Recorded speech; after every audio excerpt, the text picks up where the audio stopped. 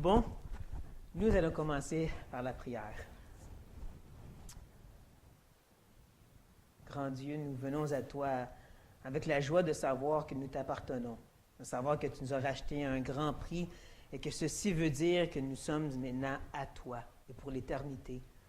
Et quelle belle appartenance d'être les esclaves et aussi les enfants de Dieu. Et Seigneur, nous venons à toi dans cette même optique, enfants, esclaves, recherchant à être instruits pour savoir comment mieux te servir, mais recherchant aussi que notre Papa nous parle, qu'on puisse mieux le connaître. Le livre de l'Ecclésiaste, ce n'est pas juste un écrit d'homme, c'est aussi Dieu qui veut nous parler, encore une fois. Et ce que nous voulons, c'est d'avoir les oreilles attentifs à qu'est-ce que tu as à dire. Qu'est-ce que tu veux bien nous faire comprendre par l'auteur, par notre frère Salomon. Qu'est-ce que nous, des croyants, pouvons comprendre par ce monde déchu, par les difficultés de ce monde? Seigneur, rends-nous attentifs ici ce soir, les jeunes comme les plus vieux. Aide-nous à oublier les choses de ce monde et de se concentrer sur toi, de prendre au sérieux que c'est ta parole. L'épée tranchant, c'est Dieu qui veut nous parler.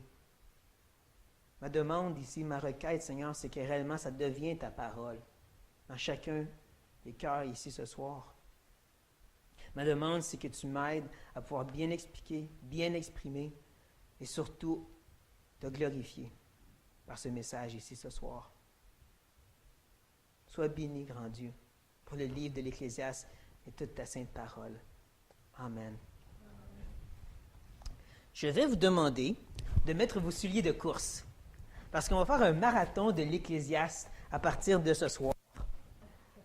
On va faire 5 messages consécutifs. Ça veut dire qu'il n'y aura plus de réunion de louanges et prières jusqu'à l'année prochaine. Parce que mon but, c'est que d'ici au 17 décembre, on ait fini le chapitre 5 de l'Ecclésiaste. Même que de finir la moitié de ma série d'études. Le 17 décembre, on va faire le 12e message et ensuite, il va en rester 13 autres, donc on va être à mi-chemin. Mais ce soir, nous sommes rendus au chapitre 4. Tournez, s'il vous plaît, au 4e chapitre de l'Ecclésiaste. Je vous rappellerai que la dernière fois, on a vu ensemble la conclusion du chapitre 3, les versets 16 à 22, où est-ce que Salomon a cherché à traîner ses lecteurs par le même cheminement que lui a vécu au chapitre 2. Un cheminement de découragement, mais d'espérance. Il a commencé le tout en répondant à la grande question du mal. Vous en rappelez, hein? Si Dieu contrôle toutes choses et que tout ce que Dieu fait est bon, pourquoi il y a du mal dans le monde? Et Salomon répond au verset 18. Il nous dit que Dieu utilise ce mal pour montrer, manifester, prouver à l'homme qu'ils ne sont que des bêtes. Dieu se tasse et dit, allez-y, agissez. Et par ceci, on voit comment ils sont injustes, comme au verset 16. Comme des bêtes, tous meurent et retournent à la poussière, 19 et 20. Mais Salomon ne reste pas là. Il les amène ensuite après la mort. Il veut les faire réfléchir à ce sujet. Et même que la question du verset 21, ce n'est pas une question que Salomon se pose à lui-même. Il le pose à ses lecteurs. Il veut les faire réfléchir, il leur donne même la réponse. On l'associe au verset 16, où est-ce que Salomon nous parle du jugement, 17, excusez-moi, où est-ce que Salomon parle du jugement, et donc on comprend, comme Pierre dirait, après la mort vient le jugement. On va devant Dieu et on est jugé. Et c'est pourquoi que je crois que le verset 22, la grande conclusion du chapitre 3, c'est un appel à se réconcilier avec Dieu, de se réjouir de la part qu'il nous donne. Un peu en contraste avec Romains 1, où est-ce que Paul nous dit que les païens n'ont pas rendu gloire à Dieu. Ben, Salomon dit, faites-le. Faites-le et n'attendez pas parce que vous ne savez pas qu'est-ce qui se passe plus tard, si vous allez mourir demain. Donc aujourd'hui, le jour du salut. Pour nous, les croyants, c'est un appel de se réjouir. Encore une fois, de profiter de ce que Dieu nous donne. Nous sommes au 3e ciel avec Dieu et c'est à partir de là que Salomon va nous garrocher par terre au chapitre 4. Littéralement sur la terre. Ce 4e chapitre, c'est un peu comme un champ de mines. Tu sais, les mines, tu piles dessus et boum, t'exploses. Sauf que ces mines, à Salomon, sont remplies d'aiguillons à bœuf. C'est fort pour nous provoquer, nous faire réfléchir, mais je dirais aussi pour nous déranger. Parce que depuis le chapitre 2, il nous dit « Profitez de ce que Dieu vous donne ». Maintenant, il va nous dire « Il ne faut pas trop profiter du monde ». Parce que le monde est déchu, il est laid, il est horrible. Comme je l'ai déjà dit, une autre raison pourquoi Dieu nous éprouve, à part le fait de nous transformer, c'est pour nous faire détester la terre et vouloir plus aller au ciel. Je peux utiliser une image de Richard Baxter, c'est d'essayer de dormir avec une couronne d'épines. Avez-vous déjà essayé de dormir lorsque vous avez mal? C'est pas faisable. Et c'est ça que Dieu veut. Il veut qu'on soit tellement dérangé qu'on n'est pas capable de dormir sur la terre parce que notre repos est au ciel. Et donc, le chapitre 4 qui est devant nous contient 4 aiguillons à bœuf, 4 problèmes, 4 maux ou mal qui existent dans ce monde. J'ajouterais qu'il y a aussi 4 piquets de vérité, 4 conclusions par lesquelles Salomon veut nous faire réfléchir. J'ai dit bien des conclusions et non nécessairement des réponses. Parce qu'il va présenter les problèmes, mais ce n'est pas comme si nécessairement il va toujours nous dire comment les régler. Des fois, oui, mais toujours, il nous donne une conclusion, une vérité. On peut piquer cette montagne qu'on monte. La montagne, bien sûr, c'est Sion, la montagne de Dieu. Les 4 aiguillons à bœuf, les 4 problèmes qui sont devant nous, c'est l'oppression, la jalousie, la solitude et finalement l'autorité. Ce soir, on va se concentrer sur les 2 premiers, l'oppression et la jalousie, que j'ai regroupés ensemble sous une bannière que j'ai intitulée le Hevel, ou comme je vous l'ai déjà dit, la vanité, de l'injustice. D'un côté, c'est facile à voir, l'injustice et l'oppression, c'est des synonymes.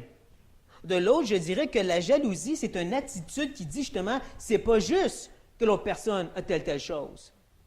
Que tous les 2 premiers problèmes sont relationnels et regardent à nos voisins. D'un côté, on regarde le voisin qui souffre, puis on dit, c'est pas juste qu'il souffre. De l'autre, on voit celui qui est béni, puis on dit, c'est pas juste qu'il est béni. Le premier se concentre sur le voisin, le deuxième sur nous-mêmes. Maintenant, regardons ça ensemble en lisant les versets 1 à 6. J'ai considéré ensuite toutes les oppressions qui se commettent sous le soleil. Et voici, les opprimés sont dans les larmes, et personne qui les console. Ils sont en butte à la violence de leurs oppresseurs, et personne qui les console. Et j'ai trouvé les morts qui sont déjà morts plus heureux que les vivants qui sont encore vivants, et plus heureux que les uns et les autres, celui qui n'a point encore existé et qui n'a pas vu les mauvaises actions qui se commettent sous le soleil. J'ai vu que tout travaux et toute habileté dans le travail n'est que jalousie de l'homme à l'égard de son prochain. C'est encore là une vanité et la poursuite du vent. L'insensé se croise les mains et mange sa propre chair. Mieux vaut une main pleine avec repos que les 2 mains pleines avec travail et poursuite du vent.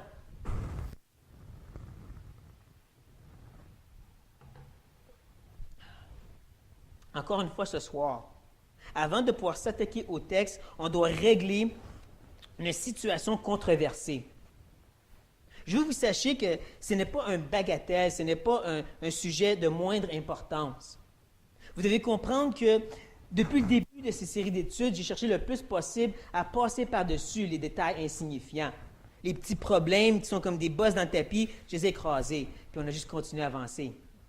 Mais ça, c'est un gouffre dans le plancher. C'est un gros trou qui n'arrête pas de revenir face à l'auteur du livre. Parce qu'il y a plusieurs énoncés, phrases, passages, où est-ce que la façon qu'il s'exprime, on ne dirait pas que c'est Salomon. Comme ici. Il commence en parlant de l'oppression, mais la façon qu'il en parle, c'est comme si on ne peut rien faire pour l'empêcher.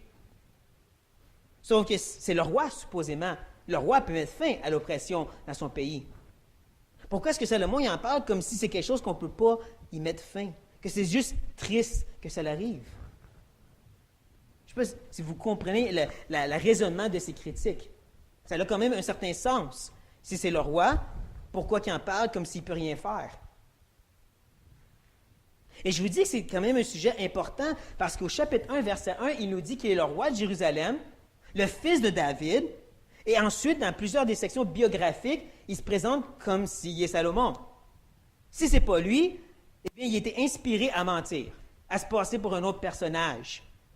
C'est pour ça que les critiques vont justement dire que c'est un livre d'homme, raisonnement humain, même pas inspiré. Et pour moi, ça me dérange et il faut régler ce problème. Et mon but, ce n'est pas juste de vous donner tout cuit dans la bouche, vous dire, voici comment ça se règle, on passe par-dessus. Je l'ai déjà dit, mon but, c'est vraiment de vous donner les outils nécessaires, les ustensiles, l'ingrédient pour vous-même faire la recette à la maison. Pas juste pour ce livre, mais n'importe quel autre. On va remplir ensemble le trou. Et une des choses qu'il faut toujours se rappeler, c'est les vérités de base. Comme, c'est qui les lecteurs? À qui est-ce que l'auteur s'adresse? Je l'ai déjà dit, c'est un livre cosmopolitain. Un livre écrit pour monsieur et madame tout le monde. Les gens du peuple, pas juste Israël, le monde entier. Est-ce que les gens du peuple, les gens du commun peuvent faire quelque chose contre l'oppression? Hein, est-ce que l'Égyptien peut aller dire à Pharaon, arrête de nous fouetter? Non, il va juste le fouetter. Donc, est-ce que ces gens du commun peuvent lire ceci et s'associer à ce que Salomon dit? Absolument. Et ça nous ramène aussi à une autre grande vérité, l'intention de l'auteur. C'est quoi le but ici? Est-ce que l'auteur veut mettre fin à l'oppression ou nous montrer comment le monde est horrible? Il veut nous montrer comment le monde est horrible. Donc, encore une fois, est-ce qu'il réussit par les versets 1 à 3 de nous montrer comment le monde est horrible? Puis hocher de la tête, oui. Oui, il nous le montre ceci aussi. Donc, en comprenant que c'est ça son intention, puis c'est à eux qu'il s'adresse, on peut voir pourquoi Salomon parlerait de cette façon. J'espère qu'ici, que j'ai pu bien remplir le trou et en plus, je vous ai donné les outils nécessaires pour le refaire à la maison. Parce que là, ceci, c'est fait. On va maintenant s'attaquer au texte. Et on va voir que dès en partant, Salomon est affecté par qu'est-ce qu'il a vu, par qu'est-ce qui a été mis devant ses yeux. C'est un peu comme au chapitre 3 et au verset 16, lorsqu'il va à la place de la justice et il est outré. Je l'avais dit, en hébreu, le texte il est tout saccadé, il est coupé, il n'y a pas de mot de liaison tel que le « et ». Donc, Salomon est en train de dire, au lieu de la justice, là est la méchanceté. Au lieu du droit, là est la méchanceté. Je peux voir Salomon en train de branler les bras et tirer ses cheveux. Je capote, je ne comprends pas. C'est la même chose au verset 1, il est émotionnellement affecté par ce qu'il a vu. Sauf qu'ici, c'est la tristesse. On le voit parce qu'il répète le mot, la phrase « personne qui les console ». Répétition égale importance. L'importance ici, c'est à quel point Salomon a été frappé par ce qu'il a vu. On le voit parce que les traducteurs ils ont ajouté les points d'exclamation, parce qu'il n'y en avait pas dans le texte original. Donc, il l'ajoute pour qu'on comprenne qu'il y a de l'émotion, que Salomon a été frappé dans ses tripes quand il a vu ça. C'est pour rien qu'à la fin du verset 3, il va dire qu'il n'a pas vu les mauvaises actions qui se commettent sous le soleil. C'est tellement horrible que ces gens-là, c'est juste mieux qu'ils ne voient pas. Il est tellement affecté, Salomon, qu'il en oublie sa théologie. Quand on regarde au verset 2, il commence en disant « et j'ai trouvé ». Cette expression en hébreu, ça parle plus de louange à haute voix. En réalité, il est en train de dire ici « et j'ai loué les morts qui sont déjà morts, parce qu'ils sont plus heureux que les vivants qui sont encore vivants, et on ajouterait opprimés ». Ce que je veux dire par y oublier sa théologie, c'est qu'il nous a dit au chapitre 3 qu'après la mort vient le jugement. Ça, ce n'est pas de la joie, ça, ce n'est pas heureux. Mais Salomon, encore une fois, il s'adresse à monsieur et madame tout le monde païens. Ces gens qui ne savaient pas qu'est-ce qui se passe après la mort et qui étaient plus concentrés sur la terre. C'est justement déjà arrivé, et même plus qu'une fois, de parler avec un non-sauvé qui a perdu quelqu'un de proche à une maladie comme le cancer. Qu'est-ce qu'ils vont vous dire? Au moins, ils ne souffrent plus. Parce que dans leur tête, la terre, c'est que la souffrance. Donc, est-ce qu'encore une fois, ils comprendraient? Oui. Salomon, il s'associe à eux et leur dit, c'est vrai que c'est horrible. Parce que l'émotion qui est présentée ici, c'est une émotion de base, cette outrance contre l'oppression, cette tristesse face à cette souffrance. Je dirais même que c'est une émotion divine. Quand on regarde dans les prophètes, on peut voir que, à part l'idolâtrie, le deuxième plus grand péché que le peuple commettait, c'était l'oppression. Il maltraitait les pauvres et les misérables, les veuves et les orphelins, et c'est la deuxième plus grande reproche que Dieu leur fait, comme dans Osée, dans Ézéchiel et ainsi de suite. C'est un grand mal que Dieu a mis dans nos cœurs pour ressentir. Et je vous dirais ici de ne pas juste s'arrêter à l'oppression dictatoriale ou d'un dictateur, si vous voulez, mais pensez aussi à celle du Dieu de ce monde qui enchaîne les pécheurs sous de lourdes chaînes. Ça aussi, c'est une oppression. Et donc, c'est vers eux qu'on doit avoir une certaine compassion. Et c'est ici, je dirais qu'on part de cet aiguillon à bœuf de dérangement à ce piquet de vérité. Le fait de ressentir leur douleur. D'avoir de la compassion comme la Bible nous appelle constamment à en avoir pour ces gens qui souffrent sous l'oppression de l'ennemi ou tout simplement sous l'oppression du monde en soi. Paul dit à Timothée dans 1 Timothée chapitre 2 qu'on doit prier, supplier, intercéder et rendre gloire à Dieu pour tous les hommes, pour les dirigeants, puis plus tard il dit parce que Dieu veut que tous les hommes soient sauvés. Qu'est-ce que nous on fait? On saute tout de suite à la partie salut, puis on prie juste pour leur salut. Mais ce n'est pas ça que Paul dit. Paul parle du fait d'intercéder comme je le ferais pour mon frère ou ma sœur dans la foi. Et donc, mon voisin qui a le cancer, je prie pour lui de la même façon que pour mon frère qui a le cancer. Je prierai pour ce frère que Dieu le supporte, lui et sa famille. Dieu pourvoit à ses besoins peut-être, et même peut-être que Dieu le guérisse. Même chose pour ce voisin qui souffre du cancer. Je dirais, dans le langage que Paul utilise auprès des Corinthiens, dans 2 Corinthiens chapitre 6, qu'il faut élargir nos entrailles. Qu'il faut justement ressentir leur douleur. Maintenant, on part de cette attitude d'ouvrir nos entrailles à les refermer pour le deuxième sujet, les versets 4 à 6. Ou est-ce que je vous dirais que chacun des 3 versets peuvent être compris de 2 façons, comme on va voir ensemble. On commence au verset 4, où est-ce qu'il nous parle de quelqu'un qui travaille avec habileté. Il faut comprendre ici que l'idée, un peu comme au chapitre 2, c'est quelqu'un qui travaille avec sagesse et succès. Que Salomon est en train de parler de quelqu'un qui réussit. Et c'est une bonne chose. Salomon, il n'en parle pas comme si c'est négatif en soi.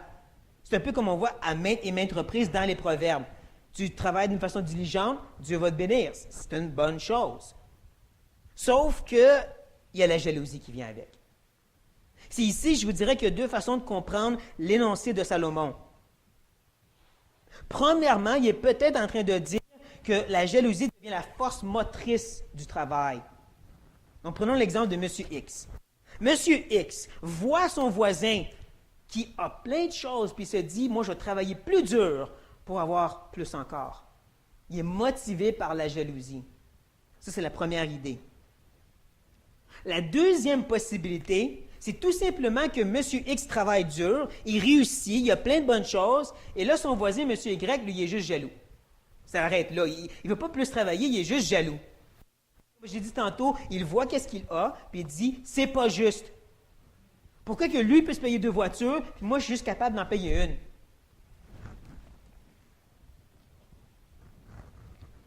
D'une façon ou d'une autre, on peut voir que c'est la jalousie qui est le problème. C'est encore une fois une émotion de base, ce que celle-ci, elle vient du père du mensonge.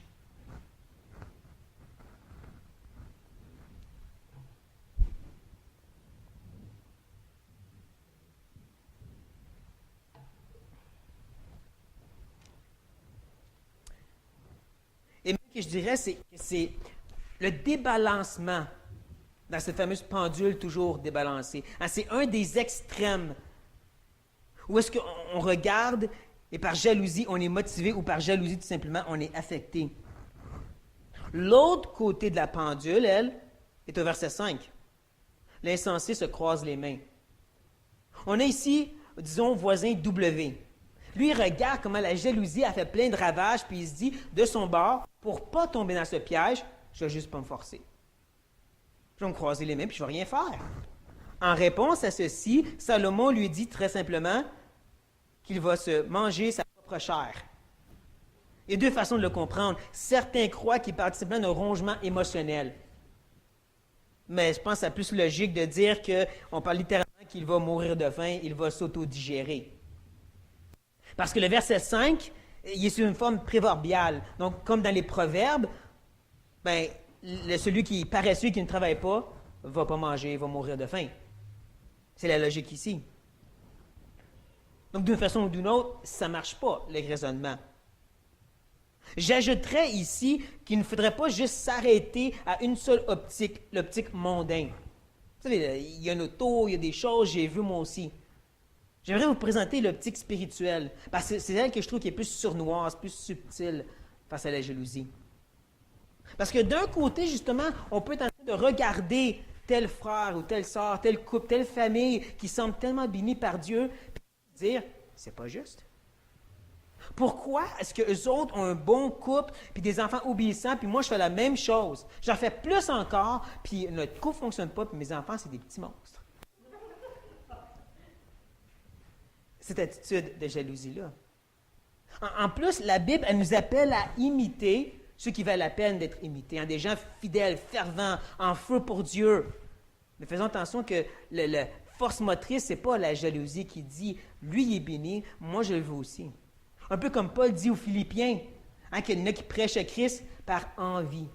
Un désir de prendre la place de Paul pendant qu'il est en prison. Ça, ce n'est pas l'attitude à avoir. Il faut faire attention. Mais de l'autre côté, la réponse, ce n'est pas de se dire, pour me protéger de cette sorte d'attitude, je ne vais rien faire. Je vais avoir un petit chrétien, potom. Ça, la chrétienté, que tu ne fais pas grand-chose. Ah, tu en fais assez, tu lis ta Bible, tu vas à l'Église, mais pas plus que ça. Pourtant, tout l'Ancien Testament est rempli d'avertissements contre cette sorte d'attitude. Je dirais même que le livre aux Hébreux est carrément écrit contre des gens qui se sont dit « on va arrêter de se forcer », qui voulaient un petit peu de Jésus puis un petit peu du temple. Et comment qu'il termine tous ces arguments au chapitre 12? Bien, si tu ne continues pas ton marathon, tu es mieux de craindre la colère de Dieu. Donc, ce n'est pas une réponse. C'est quoi la réponse face à ceci? Je crois qu'il est au verset 6. Mais je vous dirais que certains croient que le verset 6, c'est plus la réponse de l'insensé. C'est son raisonnement en paresseux. Il dit, ça ne vaut pas la peine de trop travailler, j'ai juste besoin du strict minimum. C'est la façon que les gens comprennent. Mais pour ma part, je crois, comme plusieurs autres, que ça, c'est la réponse de Salomon, verset 6, qui est en train de nous expliquer comment remettre les pendules à l'heure, si vous voulez, comment avoir le chemin droit, en plein milieu. Il nous dit, mieux vaut une main, ou si vous voulez, même une paume de main pleine. Le strict minimum, juste assez, pas trop, mais tu manques de rien, et avec du repos. Cette sorte de vérité-là, cette conclusion me ramène aux deux autres, du chapitre 2, du chapitre 3, où est-ce qu'on avait vu encore que ce n'est pas juste avoir le manger et le boire, mais c'est que Dieu donne le plaisir qui vient avec. C'est la même chose ici. Ce n'est pas juste qu'on a assez pour vivre, c'est que Dieu fait en sorte que ça vient du repos. Que ce qui est dans ta paume de main, ça va être assez pour répondre à tous tes désirs, tes vouloirs et tes besoins.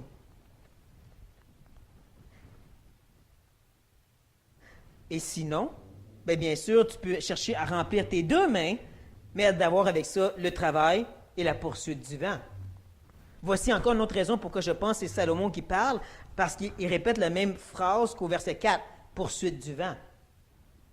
Avez-vous déjà essayé de prendre le vent? C'est un effort qui est sans fin. Tu ne vas jamais réussir.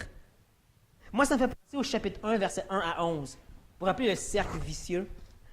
Comment on essaie de répondre à la monotonie, la platitude de la vie en mettant des choses dedans. On fait juste faire grandir le cercle à la place. Donc, on retourne à M. X qui se dit, si seulement on aurait une plus grande maison, moi et ma famille, on serait heureux. Tu sais quoi? Si seulement on ferait des petites rénovations dans notre grande maison, là, on serait heureux. Mais tu sais quoi? Ça coûte de l'argent, donc il faut que les deux, on travaille. Mais pour ça, il faut deux voitures. Et là, le cercle fait juste continuer à grandir toujours plus grand. Et tristement, je crois qu'il y a énormément de chrétiens qui sont pris dans ce cercle. Est-ce même possible que ce soir, il y en a ici qui se sentent personnellement visés dans cette idée, autant d'une façon mondaine que spirituelle? Par la jalousie, on est motivé, par la convoitise, par ce désir, on veut plus de choses. C'est de demander à Dieu de sonder nos cœurs puis de réaliser, est-ce que je cherche, je veux ces choses-là réellement pour la gloire de Dieu ou parce que je les désire? Parce que je les veux. Par une force de jalousie. Parce que si oui, faut briser. Je sais que pour ma part, j'ai énormément de problèmes de rester bien balancé directement dans le milieu. Parce que trop souvent, je vais tomber d'un bord où est-ce que je vais être motivé d'être comme les autres pour les bénédictions qui viennent avec. Mais de l'autre, je vais me dire, je vais juste pas trop me forcer, qui n'est pas une réponse non plus. C'est peut-être juste moi. Ce qu'on a vu ensemble, c'est à quel point que c'est relationnel, que nos entrailles sont impliquées. Parce que d'un côté, il faut qu'on les ouvre, nos entrailles, à ceux qui souffrent. Mais de l'autre, il faut la fermer à la jalousie. D'un côté, on est appelé à imiter Christ, le souffre-douleur de Dieu. Pensez à ça juste un instant. Celui qui connaît toutes choses a appris c'est quoi d'être un homme, c'est quoi de souffrir, c'est quoi d'être tenté. Oui, c'est pour nous sauver, mais comme ça dit dans Hébreu, c'est aussi pour pouvoir mieux nous comprendre et compatir avec nous. Ça, c'est de l'amour. Puis ça, c'est notre exemple à suivre. C'est ça que ça veut dire de se mettre dans la peau de l'autre. C'est ça que ça veut dire d'aimer notre voisin comme nous-mêmes. Et comme j'ai dit, c'est une oppression autant terre à terre que j'ajouterais spirituelle.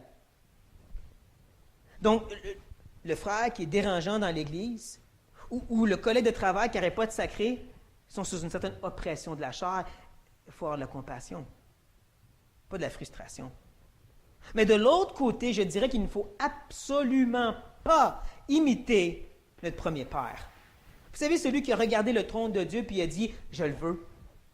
Cette petite voix là, dans notre oreille qui dit « Si seulement j'aurais telle chose, si seulement j'aurais telle vertu spirituelle, là je serais heureux ». Non, il faut reconnaître que notre Père céleste, notre bon Père, il en met assez dans la paume de main.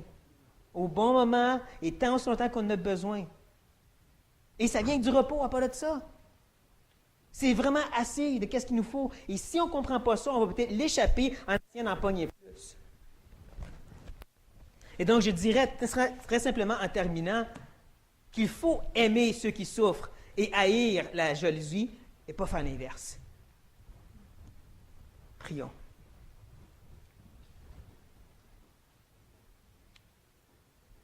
Seigneur, nous te remercions par-dessus toute chose du fait que tu remplis nos paumes de main.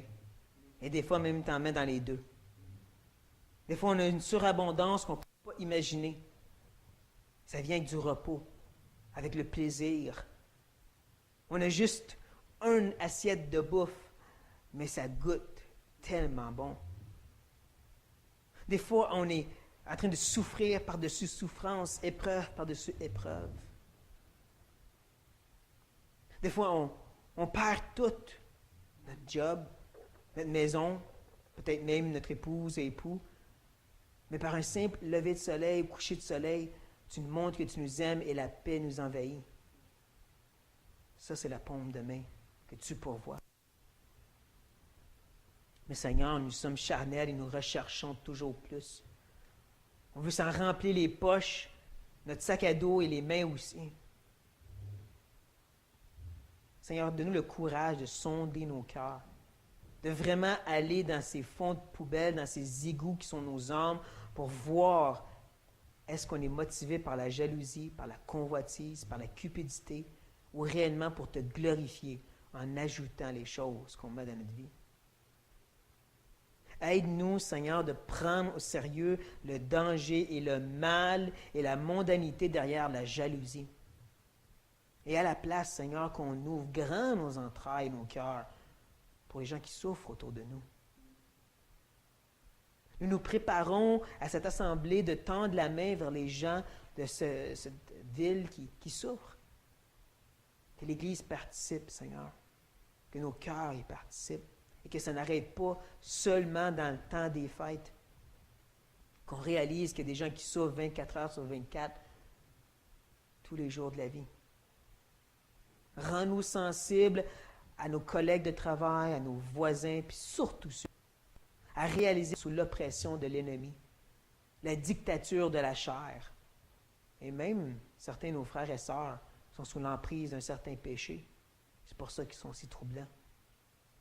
Aide-nous, Seigneur, d'avoir de la pitié pour eux, de l'amour, de ressentir leur douleur et de pleurer avec eux et pour eux. Parce que nul le fait. Rends-nous plus comme toi, ô grand Dieu, qui a compati avec des rebelles ennemis comme nous, qui a revêtu l'humanité pour pouvoir mieux nous comprendre et nous aimer. Demande, Seigneur, de nous aider, pas juste ce soir, mais toute notre vie. Amen.